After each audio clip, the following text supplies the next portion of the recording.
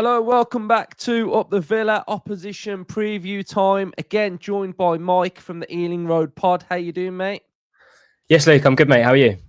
Yep, great to have you back on the channel, mate. Everything that you do towards Brentford is really insightful, so keep up the good work as well. But how are you feeling as a fan then going into this new season? A lot of change, so I'll be interested to see how you're feeling about it all. I think it's definitely more excitement than nerves.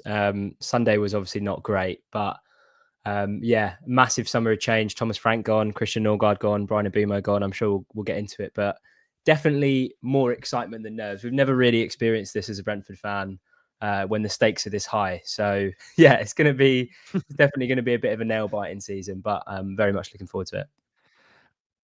I absolutely have loved watching your journey in the Premier League, especially under Thomas Frank. I think he was a brilliant coach for you guys, and great to see how you stabilised and have been an established Premier League team now. So, were you shocked when he went, or did you feel like it might have been coming, or how were you feeling when Spurs came in for him? I think, to be honest, I think I was surprised that we managed to keep on to him for so long. I think if you look at the job, you kind of mentioned it just there, but the job that he did at Brentford over the last 4 seasons in the Premier League, taking us from a mid-table Championship team to an established Premier League outfit, is kind of underrated in terms of what managers have done in this country over the last kind of decade. Um, I I think it's always going to be different without Thomas Frank. I think when you think of Brentford, you kind of have over the last 6-7 years thought immediately about him. He was the figurehead of it. He kind of tied everything together. He inspired that connection between the fans, the players, the board. Everything kind of just ran like clockwork with Thomas Frank. The recruitment, everything kind of from the bottom up. So it is a big change. I think I wish him well at Tottenham. I really hope he succeeds and kind of turns their fortunes around in terms of trophies and silverware. And I do think he has the potential to do that, and he'll definitely make them a better team. But yeah, I'm going to miss him. He if you're at the club for so long, you kind of become part of that club, and I think he very much was that. So yeah, without him, it's going to be different. But Keith Andrews is the new guy. We'll get to know him a bit, and hopefully he kind of emulates what Thomas Frank did too. Yeah, I think it's tough on like fans when something like that happens and someone that's been a stalwart and you've had success. I'm going through the same with like Unai Emery, probably the best manager I've ever seen at Villa. And one day there might become a time when he's not the manager, and I just don't want to think about it. But you know, you get attached to a certain person, don't you? And you become really fond of them and how they work and everything about them. So the new guy then, Keith Andrews, again, I'm going to give you some praise because I thought your pre-season content, the actual Brentford channel, was brilliant when they did that mic'd up session. Yeah, it's Really cool. insightful, and you get to see how he was kind of working and the rapport with the players, and it looked really cool. So what are your thoughts on him sort of going from set piece coach to manager? The bit, you know, he's a big jump. I think, you know, I think everybody could say that. And sort of from early on then watching you in pre-season in your first game, what do you think his sort of style is, and do you think it's different to Frank, or do you think he's going to do a bit of like a continuation of how you were working already?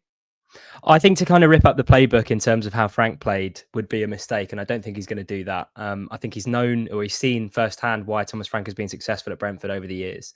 So to kind of deviate from that drastically, I think would be a mistake, and I don't think he's going to do that. In terms of how we played on Sunday, we set up in the same shape that Thomas Frank would normally set up. Obviously, Thomas Frank has shown that he can be tactically flexible at times. We sometimes against Villa, I'm pretty sure before we've set up in a back five.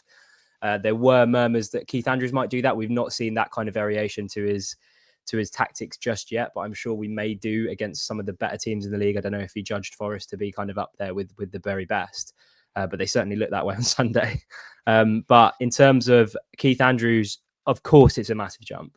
It's for a manager to get a Premier League gig as their first ever gig is absolutely mental, and I can completely understand the noise from the outside.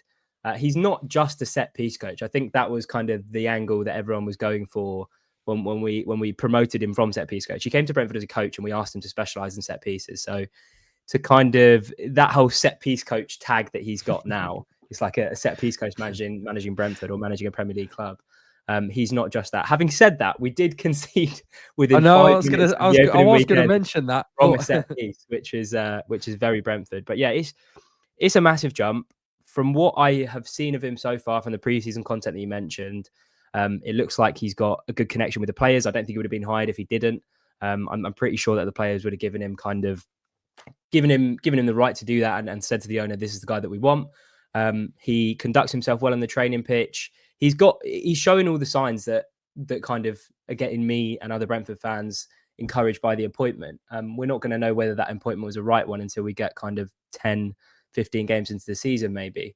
But yeah, it's strange. No one knows much about him. I've been searching for for someone to come on my podcast and tell me a bit about him, but no one really does. And all of the things that I've heard from his punditry days and from former teammates, former managers, tell me that he is a consummate professional, was always going to be a coach. So yeah, there's a lot of unknowns with Keith Andrews. But I think to kind of judge him after 3-4 games would be doing him a disservice, and we've just got to get behind him now.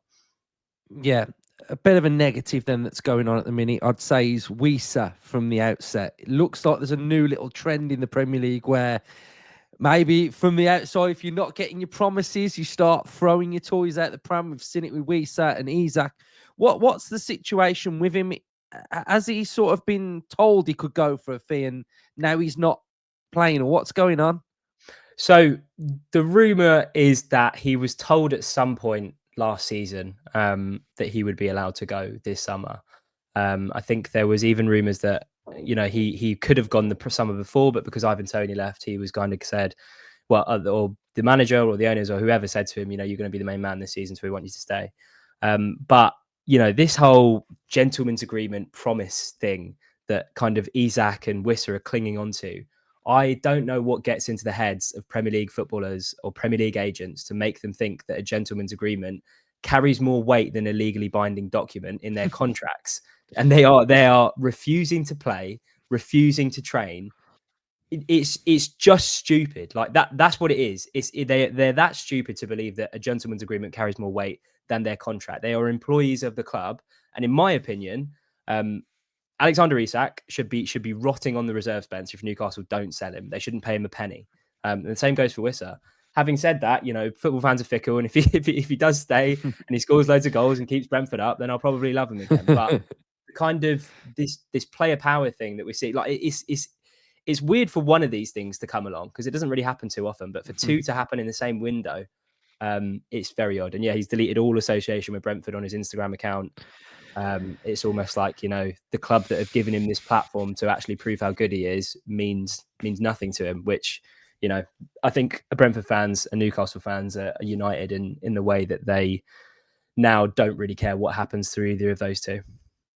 I mean, the bad thing for him is that pre-season's big. Like, footballers need a pre-season. It's not like you can just sit it out and get back up to speed in Watkins last year, like he didn't have a pre-season because he was at the Euros and he came back not quite right, and his season was quite bitty. He played through an injury, through quite a bit of it, and pre-season is massive. And I think if you don't get one, then he's sort of screwing himself over, really. And I think you look at someone like Eze, who looks like he's going to Spurs, but he's still playing. He played at the weekend, and that's kind of what you want from your players, even though you probably know he's going to go. Just be professional, really. And the fact that he's not, I think it's shocking. And the one thing that it's bad for is the fans. It's not good for the fan base, is it? Seeing players that just want to do stuff like that, it becomes really selfish, really. So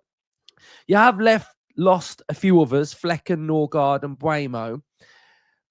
What's your vibe with that? Did you kind of feel like some of them were going to go as well, or was it a bit of a shock that more than once? Normally you'll lose one big player, but to lose two, I'd say Norgard and Buemo is pretty big, really. Yeah, no, Flecken, I think Flecken was a surprise, but I think in my opinion, we've upgraded in a younger goalkeeper and a better goalkeeper. And it was a no-brainer for him. He's gone off to play Champions League football. So, Flecken, I think that was another reason Brentford were touted to go down, is that we've lost our first choice goalkeeper. When I think if you ask a lot of Brentford fans, they'll tell you about what we thought of Mark Flecken during his time at Brentford. The other two, it is the Norgard one is probably the most important one, because I think when Brentford don't have Norgard, we are a different team. Now, we have signed Jordan Henderson. The answer to our problems is 36-year-old Jordan Henderson. But, from how Brentford do things, I'm sure they would have done their due diligence on his season at Ajax and checked that he's fit and he's right to kind of perform at the top level. And from hearing Ajax fans speak about him, it sounds like he is. And he has looked very good in pre-season as well. He looked good when he came on against Forest on Sunday. So I'm not too worried about that, provided that his minutes are managed so that we have him for the most important games. I'd imagine he's going to start on Saturday against Villa. And then Mbumo's the frustrating one, because, we've got the money for him. But, if you spoke to any Brentford fan about January at this point this year, during the season, we would have all said Mbumo's going to go next summer because he's having too good of a season to not be touted or to not be picked up by one of the big clubs. And he's ended up going. And we haven't, we've signed Dango Ouattara from Bournemouth for 37 million, which is crazy money. But we've done that. So we've kind of replaced his position. He used to play on the right, but he can play across the front three. But for then to Wissa to be chucked into the equation as well, now you are kind of thinking, well, we needed to do this business earlier.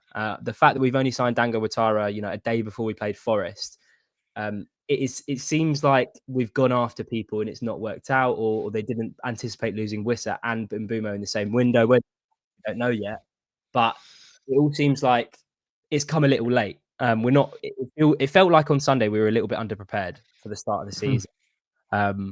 And, I'm sure that Brentford are going to do everything to rectify that, because, as I said at the top, I think Sunday kind of laid bare what we need. There's a couple more weeks left of the window, 10 days left of the window. So I'm sure that they'll be out in the transfer market trying to resolve the issues that we have. But yeah, obviously massive to lose our captain, to lose our top scorer. But Brentford do this all the time. We lost Ivan Toney, we lost Ollie Watkins, we lost Saïd Benrahma, we lost Neil Maupay. Like, the list keeps on going back further and further. And we almost always manage to get better. This season, I don't know if we'll be better, but I'm sure we'll cope. Yeah, I watched you at the weekend and I didn't think you were great, but I will caveat that and say I don't think the team was set up as good as it could have been. So, off the top of my head, I would imagine Henderson comes in, Kevin Schade, really top player, really rate him. And I'm not sure. Oh, okay, Damsgaard, your best player. So those three will massively improve you and will improve you on Saturday, I imagine. So what were your thoughts of Forest? And then where do you feel like your team selection will lie for the weekend? I think Forest, I think there's a couple of things to bear in mind with Forest. We didn't know how good Forest were going to be. And I don't know if it's because we were so bad, but they looked very, very good. And we did a podcast and a lot of Forest fans watched it after the game. And they said, some of them said that was the best they've seen Forest play in the Premier League. So maybe we just played them on the bad day, but they looked structured. They looked organised. They looked like they changed their style from last season. They dominated a lot more of the ball. Morgan Gibbs-White, Elliot Anderson, Sangare, that midfield three will be up there with one of the best in the Premier League, I think, this season, especially Gibbs-White. He's absolute mustard. But yeah, as you mentioned, I think Keith got the lineup wrong. So he's got to be a quick learner, because we started that midfield with Matthias Jensen, Yiho Yarmoliuk, and Anthony Malambo. Malambo has never played in the Premier League before. That was his debut, and he really struggled. Yarmoliuk's only 21 years old, and Matthias Jensen is just too inconsistent at this level. So I think, like you mentioned, I think Henderson should come into the midfield. Damsgaard didn't start because his missus went into labour, so congratulations to him. But we need you back on Saturday, Dams. And then Kevin Schade was injured, so he didn't start the game. But when he came on in the second half, we looked a lot better because he was actually an outlet, and Igor Thiago wasn't so isolated up top. So, like, this is what I'm saying. I think there's been a lot of head loss from Brentford fans on social media saying, oh my God, we're going to go down. This is terrible. We were terrible. We really were terrible. But there's 3 changes there that you mentioned that I think Keith Andrews should put to action. And I think with those 3 changes, you get an outlet in Kevin Schade, who put up 13 goals last season, despite living in the shadow of Bryan Mbeumo and Yohan Wissa. You've got Jordan Henderson. And I can't believe I'm saying this, but Jordan Henderson, like praising Jordan Henderson like this in 2025. But he's won the Premier League, he's won the Champions League, he makes players better around him, he's a leader on the pitch. and you've got Miko Damsgaard, who is one of the most creative players in the Premier League last season. So I think with those changes into the side, I think we should look much better. And I say should, that's the key part of that sentence, but we should look much better. Yeah, I think Henderson, he gets a bit of hate really, but he always wants the ball. He always shows for the ball, and that's big in football. You know, some players will hide and shy away, but he's not one of those players. And I think in your squad, you always need those players that just want to be relevant. I mean, in the Villa squad, I'd say someone like John McGinn. You know, he's not a household name. People have called him McGinniesta before, but you know, John McGinn is like just industrial at times, and I think every team kind of needs a bit of that. So I think he'll be a pretty safe signing for you, really. So what have you made of Villa, sort of like transfer window wise, going into this new season? What are your thoughts? I mean, not great. Obviously, completely hamstrung by PSR. It's a bit of a weird one. You'll need to enlighten me when we do the reverse of this, but I need to know whether, you know, this is because of the wage to turnover ratio. Is it because of other things, other factors? I mean, PSR kind of just seems like it's only making the better clubs or the richer clubs even richer, and kind of not allowing clubs like Villa and Newcastle and Brighton to kind of break into that established top six. But yeah, I think, you know, Sunday or Saturday that you played, I can't remember, but Aston Villa and Newcastle are two teams that have had horrendous transfer windows and haven't been able to spend money because of PSR. And yourselves have just been forced to sell one of your academy products, which is another reason as to why PSR in its current state is just absolute tripe. Like, it just doesn't make any sense whatsoever. So yeah, I mean, if I'm to rate your transfer window, it's just the goalkeeper that you signed, no? Demo? No, we have signed. We spent about 30-ish on a player called Guesson from yes, Nice. I forgot. So we've signed him. Bailey's gone today, so Bailey's gone on loan, and we're looking at Nicholas Jackson and maybe someone else, but I don't know. But you are right; it's not been the best for the fan base. Obviously, getting Champions League and then not being able to like progress. I mean, we qualified for the Champions League and we had to sell Douglas Luiz and Moussa Diaby. Like, you know, it's so difficult to sort of compete with these rules, basically. But how do you see the game going at the weekend? Then what are you expecting? It's so difficult to judge. I mean, I'd imagine at half time against Forest when we're 3-0 down, there would have been some very, very strong words in that dressing room. And I hope there were at full time too. In terms of the game on Saturday, I mean, it's always pretty good fun when Brentford and Villa play each other. There's always a fair few goals. Remember when we played you towards the back end of a couple of seasons ago at Villa Park when we were 2-0 down and we brought it back to 3-2 and it finished 3-3. But there's always been good games. Ollie Watkins always seems to get his customary goal against us, which much to the dismay of our fans, but he always seems to score. But yeah, I think we need to be so much more sure in midfield, because I think Kamara, Tielemans, some of the physical players that you've got, Morgan Rogers as well. I'm just looking at the lineup. Anana, we will get bullied in that midfield if we don't make the changes that I think we should make. But yeah, it's going to be interesting, because I don't think you were that great against Newcastle at the weekend. Obviously, no concert for you, which is a big bonus for us. But yeah, it's interesting. I think that question, what kind of game are you expecting? I don't know. I really don't know. I would normally be able to answer if it was Thomas Frank, but with Keith Andrews, I'm hoping for a reaction, and I hope it comes fast, because I mean, to go up to Sunderland the weekend after, and if potentially losing 3-1, if we lose to you guys, I think for me, what I want to see is a good performance. I'm not really that fussed about the result. I want to see a reaction to Sunday, and I want to see players pressing more aggressively, because on Sunday it just looked like we were jogging about when we were 3-0 down, which was worrying. So yeah, I don't know what game to expect, Luke, but I'm hoping it's a good one, and I'm hoping Brentford play well. Cheers for your insight, mate. Right, and finally then, what would be a good season? You know, what are you sort of pinning your hopes on? Like, where are we at? I think we stay up. I think that's a good season, and I think I would say that for basically every season we've been in the Prem. I think that's the main goal for any club that isn't a newly promoted side. I mean, sorry, that's the main goal for any club that isn't kind of that established kind of top six. And obviously you got yourselves and Newcastle and Brighton kind of upsetting that a little bit. But if you look at Brentford, West Ham, Wolves, Everton, Bournemouth, Fulham, all of those clubs, I don't really think there's much between them. And I think if we are to stay up this season, we've got to pick up points against the newly promoted sides. Wasn't great seeing Sunderland and Leeds win on the first day, but yeah, I think success for Brentford this season, considering we've lost our manager who's been there 6 years, our captain who's been there 6 years, top scorer who's been there 6 years, and Johan Wissa looks like he could not play or be on his way out as well. I think with that in mind, we take the money from the sales, we survive this year, and then we look to build the year after. Brilliant. Well, it's been great chatting to you again. I'll tag your channel in the title and description, and just hope you have a really good season, mate. Nice one, Luke. Appreciate it, man. All the best.